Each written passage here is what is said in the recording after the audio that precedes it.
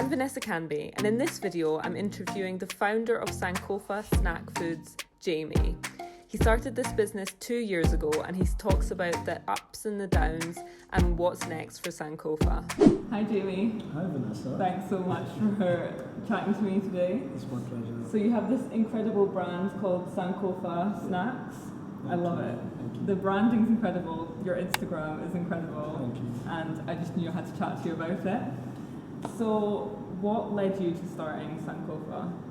I always wanted to do something in the food and beverage space. I love to cook. I cook a lot. I don't cook as much now because I live in my mom's house since I moved back. And prior to doing this, I had a whole list of snacks and beverages I was doing research on. And plantain chips seem to be the most universal. I always say that. So in essence, as opposed to making something that's too complicated, it's a chip, it's a crisp, everybody could get it, and I felt it was a good stepping stone to let people start to understand the brand and what we're trying to do. So that's how Sankofa came about. Sankofa means to go back and get, and in essence what we're trying to do is to take traditional snacks, traditional ingredients, and evolve from the food innovation, and that's how Sankofa really came about. You can get plantain chips on the street in Ghana. Yep. What makes Sankofa different? So it's a couple of things. I mean, the value add here, I think one of the first things I always like to talk about is food safety. So the stuff that you get on the road, as delicious as it is, and as much as it is what we've grown up with, isn't necessarily made in the best environment. So we try to make sure that we have an environment that's well put together, that's safe, and that's clean and hygienic. We are just getting our BRC certification now, which is one of the toughest certifications to get, British Retail Consulting. But that's one of the things, just hygiene and making sure that we're giving you a product that you can give to your kids and everybody can enjoy without having an issue. The second thing are the flavors. So we added some flavor concepts, which is pretty new to the market. Nobody's really done that.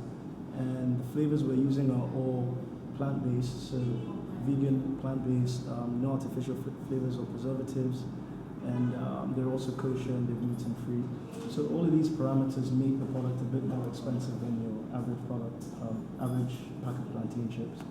And the extra value add that everybody realizes is the packaging as well, which sort of keeps the product fresh, keeps it in good shape, and it's beautiful. It's beautiful to look at. Yeah, it's a premium brand based on that. So. I think it is so important to have something that is hygienic, especially here in Ghana. Like, you want to stay safe on that topic.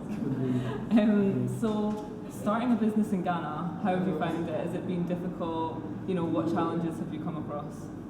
Wow, it's crazy. I mean, 2 years down the line, and things change so drastically. I'm trying to think of the challenges I had when I started. The first is access to information. So it's extremely hard to get information on what it is you have to do, especially if you want to build a business that's structured and that's scalable.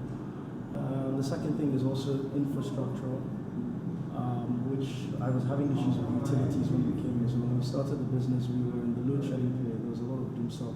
So I had staff that were with us, hours on end. I mean, we would be ending the work shift of the day around 2 a.m., 3 a.m. in the morning, and I'd be dropping them at home because we didn't have a generator at the time. Those are the two main challenges I think we face, or that I can think of that we faced when we started the business. The last thing actually, which is probably my biggest hurdle and I'm still finding it hard to cross now, is that we're not in a very structured environment generally. So I'll give you an example. We buy plantain to make the chips, and there's a ton of plantain in the market, but there's no structured way of buying plantain. It's a ton of smallholder farmers that are not organized. Right, so you're now having to rebuild a whole structure around a crop or a food product or a plant product that's not got that structure around it. And that is our biggest challenge, and we're still working to tackle that now. So you can't just focus on you making your, Exactly. You have to go back. You go back, exactly. And try and sort that out before you can really focus on what you need to focus on. So what's next for Sankofa?